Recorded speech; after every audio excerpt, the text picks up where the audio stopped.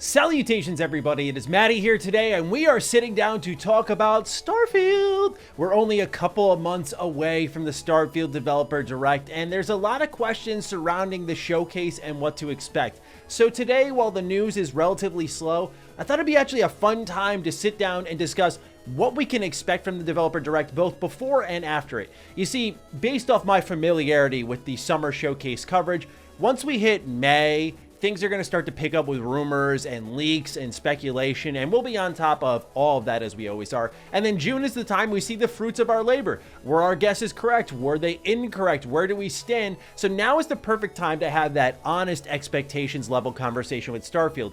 Do we expect to see some good stuff? If so, what is that good stuff? Is there anything we're afraid of? If so, what is that? And obviously, we'll comb deeper into it with DLC, modding expectations, trailer counts, so on and so forth.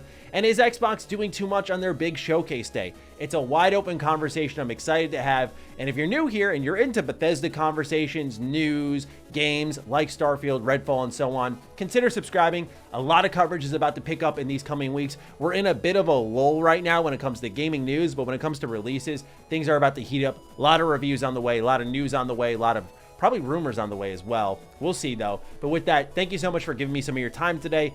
Let's discuss Starfield.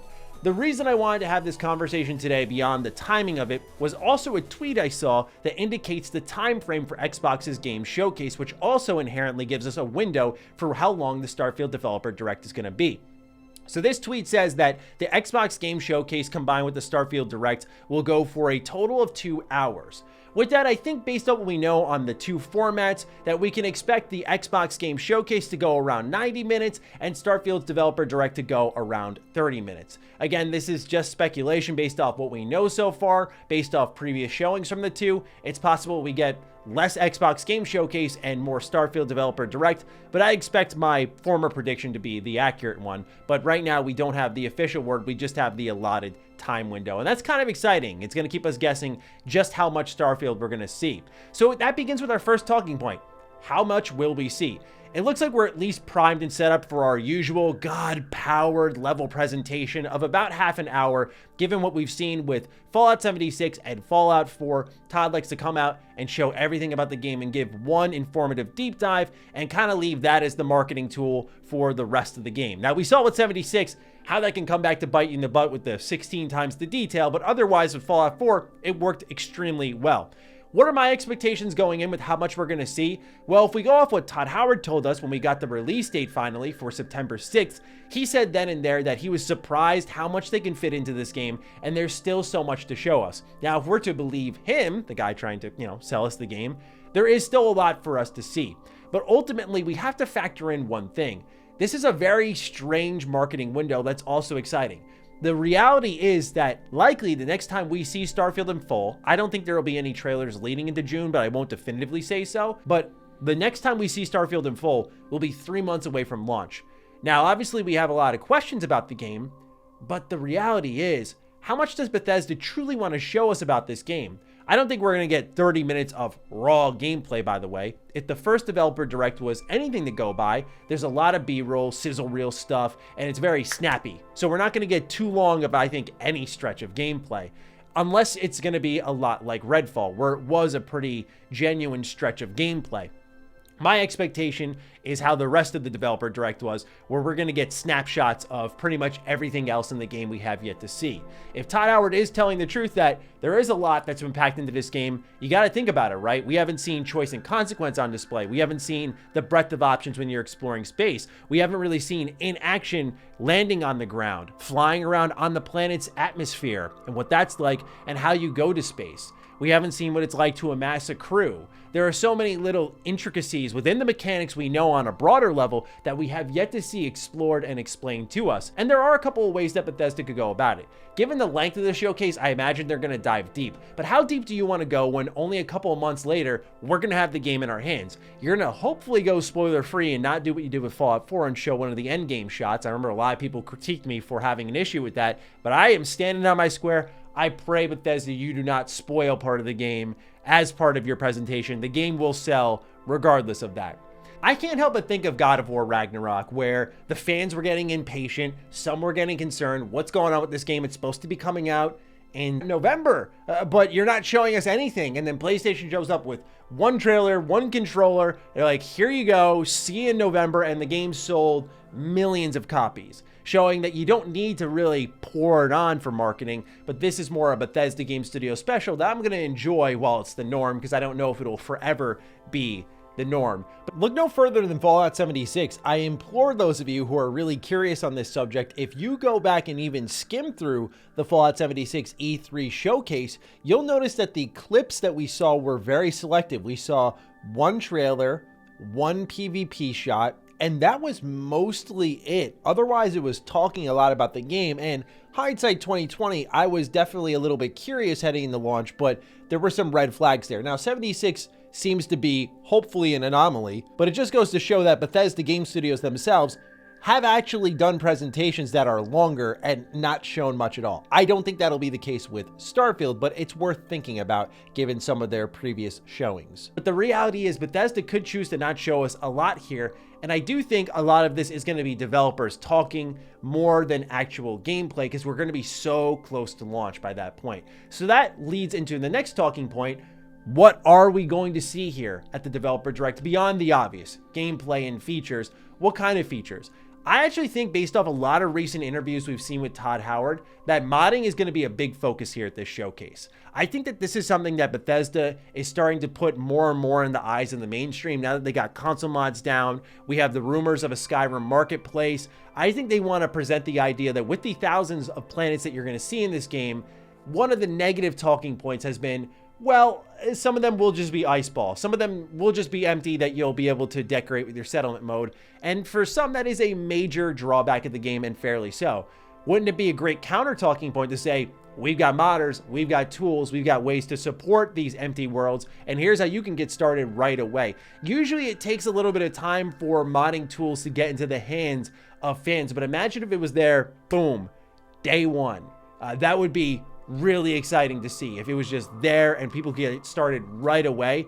I think that's something they're going to lean into a lot with this, as we continue to hear Todd's desire to support these modders, give them more to do, help them make careers out of it. I really think we're going to see Bethesda bask in that, because given Bethesda's current roadmap, which is now confirmed that after Starfield is Elder Scrolls 6, and then after Elder Scrolls 6 is Fallout 5, you got to find a way to keep Starfield relevant for over a decade now, until there's another Starfield game, I would hope. And so, how do you do that? You have the fans make the content, and I think that needs to be a focal point immediately. So that's my assumption, that they're going to definitely get into modding. The only time that it wasn't really a conversation was 76, where they did promise it and they never delivered the actual modding experience, which stinks, because I think that game could really benefit from mods, and that would increase the player count even more so for 76. So I'm expecting that. Am I expecting trailers leading into June? No. I find the silence here very interesting. I think we might get into the Starfield, but I feel like Bethesda is rather choosing to gear up for maybe filling out those dead months that come after the showcase. What I would prefer right now is the anticipation building up for the big moment that's going to happen in June, rather than kind of spoon feeding, drip feeding us little tidbits here and there in these Into the Starfield episodes. And then after June, it's nothing. For me, one of the toughest parts about that Fallout 4 hype cycle was just the absolute drought that there was following June. It was just nothing after that point in time. The difference is this year we have QuakeCon, which has been confirmed to be an in-person event. And I find this very exciting because Bethesda Game Studios has shown up to QuakeCon in the past and shown off their respective games there. And they always have a little opening keynote. And I feel like this year, when you're a month away from Starfield having your own showcase, you got to give a little something to the fans, I feel. So I think we'll see something at QuakeCon for sure. So I do think, yes, after the showcase is when the marketing will really begin in earnest. And I would rather that. I would rather the push be then, not before. Because I've seen the before, and I don't think it's as effective as when it is after, and that sustained hype. Also, there's going to be opening night live, which potentially Xbox could take advantage of. So I just think there's too many windows for Starfield to take advantage of where we would definitely see it after the developer direct. Now, the question after that is, what about after launch? Is Bethesda going to talk about DLC, expansions, that type of stuff during the developer direct? And I think this is more of a news drop you spoon feed maybe a month ahead of launch, 2 months ahead of launch. Maybe they time out something where creators such as myself and press can play the game, because what I learned with Redfall when I went out and played that game was a lot of interviews were held with Harvey Smith and multiple other members of Arcane, and so a lot of information came out at once. And one thing we really learned about that was solidified, even though we had an idea there was planned post-launch support, was that there were going to be multiple hero characters. And so now we have a better idea of what the plan is after the launch. So I think this is something we're not going to hear about during the developer direct, because the idea, I hope, of the developer direct is to sell me on the actual game itself, not what's to come. That's what we saw Suicide Squad do, and now we at least have seen it reported. It has yet to be officially confirmed that the game is going to be delayed for a while. And so I'm not really concerned about that. I trust that Starfield is going to focus on the now, not the later, if Bethesda was anything to go by. I just hope that when we do hear about expansion plans, that it doesn't take the Fallout 4 route, where they announce this season pass with very little details and they say, oh, by the way, we're extending it. If you buy into it now, you'll get the rest as a part of the season pass. Otherwise, it's going to cost more money. And we ask them, what are they going to do? And they tell us, we don't know yet.